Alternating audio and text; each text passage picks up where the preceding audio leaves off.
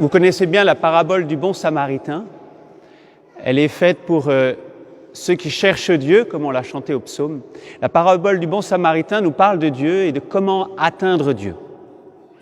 Alors d'abord, comment atteindre Dieu? Nous avons tous un problème identique, c'est que nos sens intérieurs ont du mal à goûter Dieu, à saisir la présence de Dieu, à saisir Dieu. Parce que nos sens intérieurs ont comme perdu le goût de Dieu et donc on est un peu perdu. Et le Seigneur Jésus veut aujourd'hui nous enseigner pour guérir ces sens intérieurs, pour être capable de goûter Dieu. C'est un peu comme si vous aviez attrapé un virus célèbre qui vous enlevait le goût. J'espère que ça ne vous est pas arrivé, ça doit être terrible.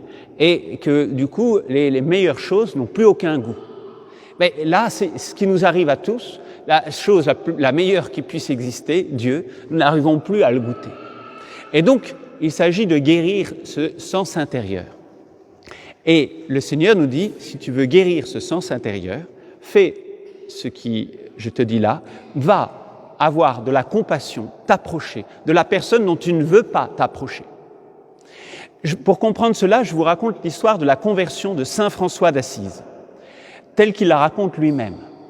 Saint François d'Assise, alors qu'il était dans la vingtaine, était un homme très attaché aux apparences extérieures, aux apparences du prestige.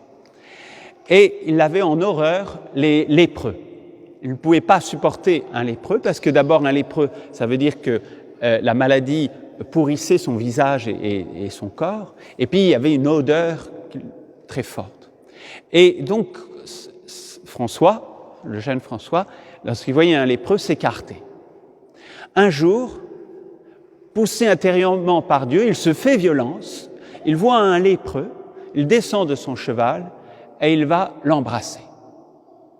Et à partir de là, il va aller presque tous les jours, là, dans le village des lépreux, à côté de la ville, et les soigner, les guérir, vivre une partie de la journée avec eux.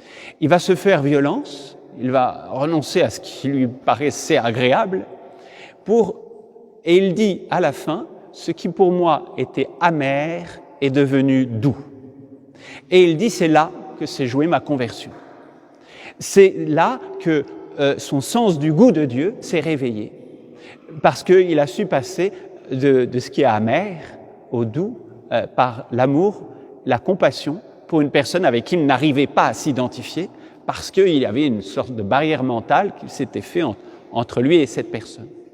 Et donc l'enjeu pour nous, c'est de savoir qui est le lépreux pour nous aujourd'hui. Qui est l'homme blessé au bord de la route que nous voudrions éviter et ne pas regarder, alors qu'il faut justement s'approcher. Cette personne-là, peut-être est-ce, dans le contexte actuel, quelqu'un qui ne pense pas comme nous. Vous savez, aujourd'hui, dès que quelqu'un pense pas comme nous, on veut plus le fréquenter. C'est bizarre, c'est pas très intelligent, et c'est peut-être quelqu'un sur lequel on a des préjugés, quelqu'un qu'on a jugé sur l'apparence. Peut-être est-ce quelqu'un tout simplement que on ne sait pas pourquoi et on ne supporte pas. Et c'est ces personnes-là, parce que pour chercher des êtres humains blessés, vous savez, c'est pas difficile. Tous les humains sont des blessés. Une fois que vous avez compris ça, d'ailleurs, ça vous aide à avoir de la compassion.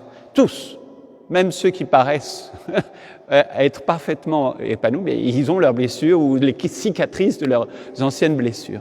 Et donc, la question, c'est pas de savoir qui est blessé, qui dont je dois m'approcher, mais qui est la personne dont je ne veux pas m'approcher et dont je dois m'approcher pour passer de ce qui est amer au doux. Moi, personnellement, lorsque j'étais au séminaire, j'ai commencé à découvrir la visite des personnes âgées dans les maisons de retraite. J'avais jamais connu ça. C'était un choc pour moi à la vingtaine, justement. Et j'ai persévéré, et vraiment c'est quelque chose qui m'était dur et amer au début, et qui est devenu doux, et qui m'a beaucoup apporté d'aller visiter très régulièrement les personnes très âgées en maison de retraite. Voilà, ça peut être toutes sortes d'autres choses. Alors ça, c'est la première chose. Si on suit ce commandement de nous approcher du prochain dont on ne veut pas être le prochain, si on s'identifie à lui pour avoir compassion de lui, alors comme dit le psaume, le commandement du Seigneur clarifie le regard et on se met à être capable de connaître Dieu, sentir Dieu et goûter Dieu. La deuxième chose que nous enseigne la parabole, c'est qu'elle nous parle de Dieu. Car le bon samaritain, c'est Jésus, notre Dieu. Et l'homme blessé au bord de la route, c'est chacun de nous. Et donc, la parabole est extrêmement touchante si vous la lisez pour vous-même, parce que vous voyez Jésus, notre Dieu, qui n'a pas peur de mes blessures, qui n'a pas honte de mes blessures spirituelles, qui veut à tout prix s'approcher de moi, qui s'identifie à mes souffrances et ce qu'il y a de moins beau en moi, qui s'y identifie, qui a compassion, qui s'approche de cela, parce qu'il n'en a pas peur, pour guérir et soigner ce qu'il y a en moi de blessé. D'où l'importance d'accepter de nous laisser approcher par Dieu, de nous laisser aimer et guérir. Parce que ce qui est le plus difficile pour nous, c'est d'accepter de nous laisser aider. Donc de reconnaître que nous sommes blessés. C'est pour ça qu'on a beaucoup de mal à se reconnaître pécheurs, c'est-à-dire à reconnaître que nous ne sommes pas des êtres justes, mais que nous sommes des êtres blessés dans ce qu'il y aurait de meilleur en nous, parce que nous ne voulons pas nous laisser guérir. Or, reconnaître que nous sommes pécheurs et blessés spirituellement, c'est pas culpabiliser, c'est accepter de se laisser approcher, soigner et guérir. Car le Seigneur Jésus a dit, ce n'est pas les bien portants qui ont besoin du médecin, mais les malades. Et il ajoute, je ne suis pas venu pour les justes, mais pour les pécheurs. Jésus n'a pas peur de vos blessures, de nos blessures, de ce qu'il y a de plus blessé et de plus abîmé, pourri, peut-être gangréné en nous. Il n'en a pas peur, il s'approche et veut soigner tout ce qu'il y a de handicapé spirituellement en nous. Ça ne le gêne pas du tout. Au contraire, quelque part, il y a une force d'attraction à cause de sa compassion et de son identification à nos propres souffrances. C'est le mystère de la croix.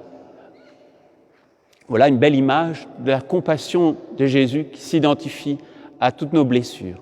Une très belle image aussi de la compassion de notre Dieu, c'est la Vierge Marie, qui est la plus belle image de Dieu, parce qu'elle est habitée par cet amour de Dieu, et en elle, on voit quelque chose de Dieu, et on voit tout spécialement sa compassion, sa miséricorde, cette façon tendre de s'approcher de nos blessures. Une mère n'a jamais peur de son enfant serait-il défiguré par des coups qu'il aurait pris à la figure ou par la variole ou je ne sais quoi.